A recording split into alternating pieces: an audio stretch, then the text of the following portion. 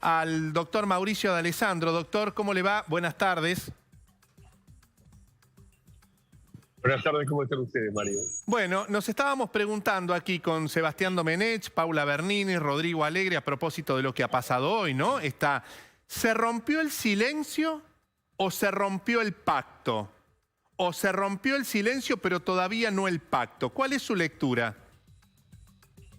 Desde que empezamos a comentar las incidencias de este expediente o de este pleito, de este debate, dijimos que entendíamos que la estrategia era la duda, buscar la solución por la duda, diciendo de que no se podía saber quién lo había ultimado, que no había un plan para matar, sino que había un plan pero no era para matar, y un montón de circunstancias para evitar la responsabilización de cada uno de los hechos imputados. También dijimos en ese momento que si la estrategia era la duda, la táctica era el silencio, y que ese silencio en algún momento se iba a romper. Lo ubicamos sobre el final de las audiencias, cuando ya no hubiera, o la suerte estuviera echada respecto de la prueba. Aquí la prueba ya está casi agotada por parte de la querella. La querella ha aportado todos los testimonios, han venido todas las personas que estaban presentes, y claramente en esta instancia lo que queda es poco para probar por parte de la querella y la fiscalía. Es el momento que eligió la defensa para hacer hablar a Pertossi. Pertossi dio una muestra de lo que va a pasar seguramente sobre el final de estas audiencias. ¿Y qué interpreta usted que va a pasar sobre el final de las audiencias teniendo en cuenta esto que pasó hoy? Bueno, en teoría entiendo que va a volver a haber incidentes como el de Pertossi hoy, oportunidades donde alguno de los imputados se va a tratar de desligar de la responsabilidad. Luciano Pertossi hoy recordemos, creo que Luciano Pertossi es el que filma, si mal no recuerdo, es el que empieza filmando, Burlando lo responsabilizó de haber generado una especie de valla o marea humana o muro humano para evitar que se pudiera acudir a la defensa de Fernando Báez Sosa, pero pareciera que esto es uno de los puntos que la defensa va a utilizar. Táctica de silencio hasta el momento que sea necesario y estrategia para obtener el resultado de la duda, el artículo indubio pro reo por el cual pretende, me parece, la defensa escaparse indemne. Doctor, ¿qué consecuencias jurídicas dentro de lo que es el juicio puede tener para Luciano Pertossi si finalmente se comprueba que el testimonio del perito está comprobado, que efectivamente es él el que estuvo no solo en el lugar del hecho, sino además pegando, agrediendo? ¿Qué consecuencias puede tener teniendo en cuenta que él dijo, yo no estuve ahí, y lo hizo a modo de declaración? No hay ninguna consecuencia en el derecho penal argentino, puede negarse a declarar, puede negar y puede mentir deliberadamente. De hecho, ni siquiera la atribución de culpa a un tercero, como pasó en el caso de Pablo Ventura, puede tener consecuencias legales para quienes así lo hicieron. No existe de ninguna manera responsabilidad y yo creo que esto es parte del juego, la estrategia que desarrolla la defensa, más allá de la irritación que a nosotros nos produce. Y además coincido con la querella, con Burlando y con Améndola y la gente que integra su equipo, en que lo que hizo hoy Luciano Pertossi no tuvo un gran efecto ni va a tener grandes consecuencias al momento del dictado de la sentencia, pero claramente es una muestra de cómo se van a comportar a medida que pasen las audiencias y que toda la prueba esté sobre la mesa. Entonces va a pasar esto que veníamos contando desde hace 10 días, Mario.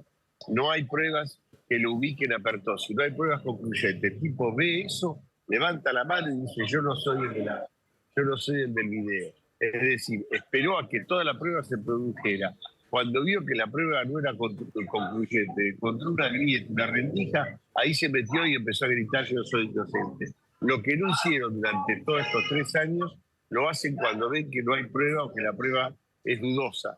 Lo van a volver a hacer en las oportunidades que puedan. Doctor D'Alessandro, recién hablaba usted sobre que pueden mentir, ¿no?, los imputados en este caso frente al tribunal y al resto de los integrantes del juicio.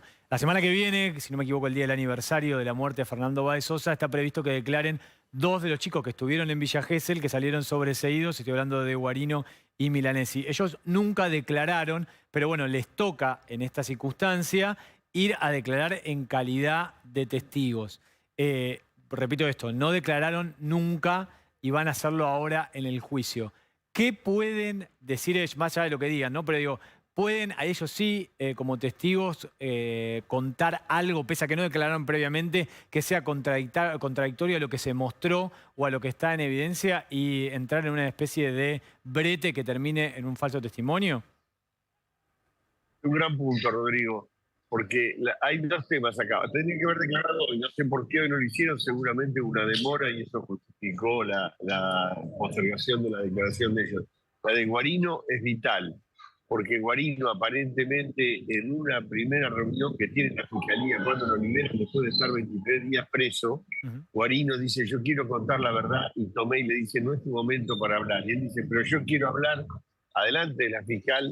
La fiscal le dice, si quiere declarar, puede declarar. Se produce un entredicho entre Tomei y él no declara. Pero ahora, con más, habiendo pasado 3 años y con mucho más fuerza moral y psicológica, está dispuesto a hablar.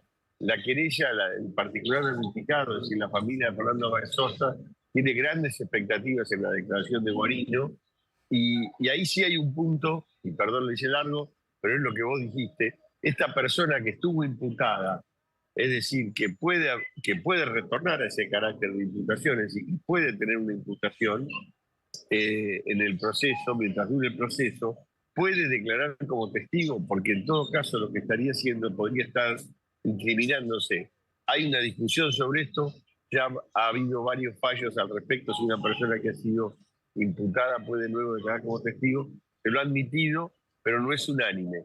Es un tema que seguramente va a generar en Tomei. Si Tomei percibe que este testimonio no le ayuda, Tomei va a realizar algún planteo de nulidad, va a poner alguna tacha al testigo, así se llama, diciendo que afecta a su idoneidad. Porque de máxima es él hablando en contra de los compañeros con los cuales se había ido. De mínima es una neutralidad o un testimonio que pase de largo. Digo, me parece que, digamos, de la semana que viene son 2 testimonios bastante esperados por lo que el contenido que puede haber ahí, ¿no? Sí, porque además fueron en el grupo, pero no participaron de la gresca o del ataque. Con lo cual es algo muy importante, es una declaración sumamente importante. Y Guarino ya dijo, aparentemente, frente a la fiscal, yo voy a contar toda la verdad y a decir quién fue. Como que Guarino tiene eso. Incluso hay chat de Guarino en su teléfono con su novia en ese momento, no sé si más esa relación, donde Guarino le explica o le dice, la novia le dice, estoy preocupada, ¿te pasó algo? Y él dice, se zarparon, hicieron una locura, o sea, condenando el hecho. Los chats de Guarino son los únicos de todos los teléfonos intervenidos que condenan deliberadamente el hecho, diciendo que el hecho fue una locura y que ha habido un hecho grave. Es Guarino el único que lo hace, con lo cual es de esperar que vuelva a tener esto que dijo en privado, lo vuelva a decir en público, y seguramente conoce detalles que pueden incluso aclarar. Lo más importante en esto, ayer hablé, después de estar en TN Central, me llamó Fernando Burlando y estuvimos haciendo un entrenamiento de preguntas y respuestas sobre algunas cosas que yo había dicho y que él quería aclarar conmigo, y además como una especie de entrenamiento con él y con su equipo. Y él me dio un montón de cosas que nosotros no vemos fuera de las audiencias que tienen que ver con el plan. Ahí hay 4 minutos vitales. Ellos salen del EBRIC, lo que explicó Fernando y Améndola, salen del EBRIC, los 8 imputados, y en la puerta esperan a que se vaya la policía, y ahí tienen 4 minutos cronometrados para hacer el plan. A partir de ahí se lanzan como un cardumen sobre Fernando, es golpeado por un Pertossi y Comelli, uno de cada lado, desde atrás en la cabeza, y queda frente a Thompson ya debilitado y cayéndose. Y es ahí que Thompson lo patea y ya Fernando nunca más se levanta. Lo único que tiene que hacer es levantar un poco la mano cuando ya está casi inerme y lo siguen pateando a un muerto en el piso. Claro. Doctor, es decir que estos 4 minutos que le cita a usted burlando ayer después de charlar con nosotros acá en TN Central, son esos minutos de los que hablamos la semana pasada, que son esos minutos en los que no hay, por ahora, prueba de nada, no hay video, no hay audio, no hay nada, pero que digamos que hay como una zona donde todavía no se puede probar. Lo que hay sí es que en ese momento hubo un plan. El plan comprendía dejar ir a la policía, está en uno de los chats, lo decíamos ayer en el intercambio que hacíamos, están en los chats de uno de los imputados. Esperamos que se fuera la cana, esperamos que se fuera la policía. Y en esos 4 minutos el plan consistió en que no hubiera policía para poder abalanzarse sobre ellos e identificar dónde estaban y caerles de sorpresa hasta matarlos. Hay algunos detalles que hacen pensar que el plan podría haber incluido, son parte de la querella, del rol de querellante. Yo no puedo avanzar sobre cuestiones que pertenecen a la querella, pero hay un montón de elementos que fueron quedando en evidencia durante las audiencias que evidencian la existencia de un plan que era mucho más que golpear, era un plan destinado a matar. Le hago una pregunta que me llegó ayer a las redes sociales, una señora que viene siguiendo todas las tardes la intervención suya y que me pidió que le preguntara, teniendo en cuenta que la semana que viene van a declarar algunos padres, mamás y papás de algunos de los imputados, ¿qué contribución puede tener la declaración de una mamá o un papá en el hecho en sí, en la responsabilidad del ataque, la emboscada y el crimen de Fernando Báez Sosa? Los testimonios en esta clase de pleitos que más valen son los que vieron o escucharon el hecho o detalles del hecho. Los demás, los testigos de concepto ayudan, pero no son meros indicios y no generan plena prueba. Es decir, el hecho de que aparezca algún padre diciendo, salvo una referencia que ese padre haya tenido de uno de los autores, ¿no? Vamos a suponer, el padre de Guarino, que ha escrito una carta y dice con mucho dolor que él no sabe que él tiene a su hijo, no sé si ustedes la leyeron, me imagino que sí. El padre de Guarino dice, yo estoy muy dolorido, pero tengo a mi hijo, tengo mucho dolor, pero tengo a mi hijo. Los padres de Báez Sosa no tienen a su hijo para poder llevar adelante ese dolor que tienen. Y ese padre sí puede contar algo que le dijo Guarino o algo que Guarino, su hijo, sabe del grupo. Lo puede contar y puede referirlo. Pero después, sobre el hecho en sí, los testigos más valiosos son aquellos que vieron y escucharon. Los demás testigos son testigos que el tribunal puede considerar como un indicio, pero no como prueba conclusiva. No tienen el valor de plena prueba. Es un juicio de alto impacto social. Todo el mundo está hablando de este tema. Se habla en el colectivo, se habla en el taxi, se habla en la verdulería, se habla en el trabajo. A nosotros, los periodistas, cuando vamos a algún lado, todo el mundo hace referencia. Y tanto Sebastián Domenech como Paula Bernini nos cuentan que en el momento en el que ocurre todo, había mucha otra gente.